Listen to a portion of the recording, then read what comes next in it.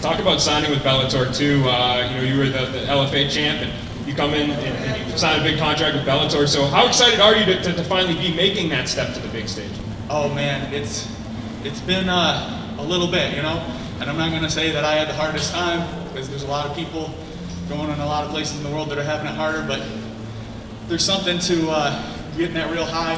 LFA championship, Bellator's calling, everyone's on the door, sign with Bellator, and then shut down. No sports, no gym, no work, no nothing. So it's been a long time coming, and I'm happy to be here putting on a good show for some good people. What do you think it says about you and your abilities that you come in here and in your debut you beat a former champion, maybe a matchup that wouldn't have happened outside the pandemic, but here you are, you got a W against a pretty notable guy. Strange times we live in, man. Strange times.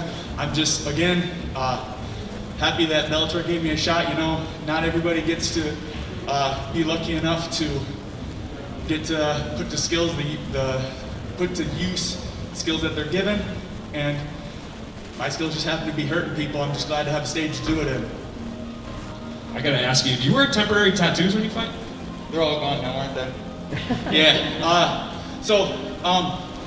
When I first started, I was no tattoos, and a lot of fighters nowadays get all inked up, and I thought I want a little piece of that. Time's tough, so the quarter machines at the Woodman's or the local grocery store never disappoint. Throw a couple quarters in there, get inked up on the dime, you know. Congrats on the win. 7-0 now in your career. All previous of your fights, you've gotten finishes. This is the first time you've gone the duration. How important was it for you to actually log that 15 minutes of cage time? You know, actually my previous fight at LFA Championship went the full distance, ended up getting a finish in that 4th round. But I do think it's important a lot of times. Fight fans will watch some of the bigger guys, especially the guys who have the high finishing rate, and they say, well, what happens when he gets put to the test? What happens when he has to push that gas tank? And I'm hoping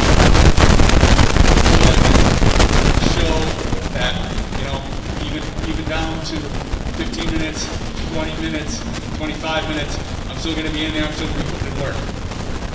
Obviously, going against the former champ, you know he's a very credible guy. Was there anything in there that surprised you at all? I mean, you look pretty confident.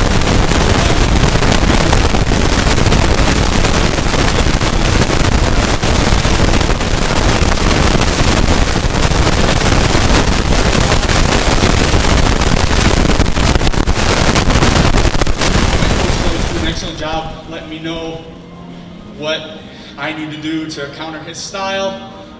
Really not a lot of surprises, but as usual, there's things that we can improve upon, there's things that we can work on. So yeah, just making sure that we're moving forward, improving constantly. And I was told to ask you this. Apparently you have the same last name as Snooki. Are you related to her? Man, I was wishing you guys had not dug that up. What kind of investigative reporting are they doing to Bellator? Nobody's brought that up so far.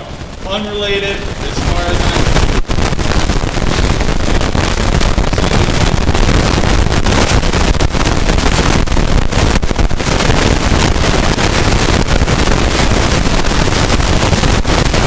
He was able to get back up. You were able to keep him against the cage. What did you think of overall? Were there areas he was strong and then weak, and then your overall complete more grappling game was the big difference in the fight? You know, there's a reason he's a former champion. I mean, he's bringing some hard punches to the table. Standing southpaw, throwing those kicks. Those kicks are coming heavy.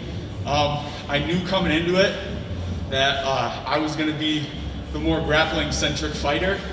But yeah, he did his homework, and he knew that I was coming to grab him. Did a good job kind of countering up against the cage. He was looking for that tie clinch, and we're trying to dig underneath all the time. He was doing a good job not letting me get underneath, because he's got height on me. But one of the things that being kind of a shorty allows me to do is get under people and get to that wrestling position I like, and he was doing a good job trying to make sure I didn't get there. Now he's lost to like the elite of 2 divisions, Vadim, Gegard, Leon Bashir. For the people that may have not been familiar with what you've done so far, what do you think as a statement this says to the entire industry, the promotion, that I just beat a guy that only lost to the elites? This is how good I am. I'm going to show my ass a little bit here I don't really know those guys either. I know that Carvalho is an excellent opponent. I've been told he has excellent credentials, but looking at backgrounds and records really just ain't my deal.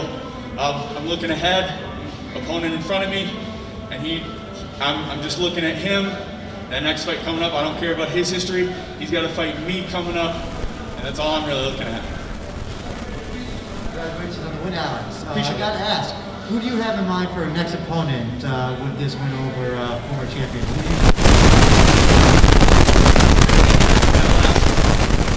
I don't know. I have no idea. I know that there's some light heavyweights scrapping tonight. The main card. Maybe it'll be one of those guys. Maybe it won't be. I know that I have stuff that I need to work back on in the gym before I come back and put on a good show for Bellator. So time will tell. You also said before at the beginning that you were somewhat disappointed in your performance. If I remember correctly, can you just elaborate on that by any chance? Excellent opponent, and I know we're getting to higher elite levels. And maybe I misspoke a little bit to say I'm disappointed, but you know, just as any craft person will tell you, like there's never a thing that they do where they say, hey, that was the best I could do. That's the best I had to offer. There's no improvement there.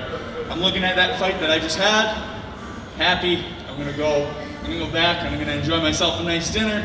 But come Monday, we're back at it in the gym. We're looking back at this Carvalho fight saying, hey, we goofed up here. Hey, we should have done better here. And we're just looking to build upon where we're already at.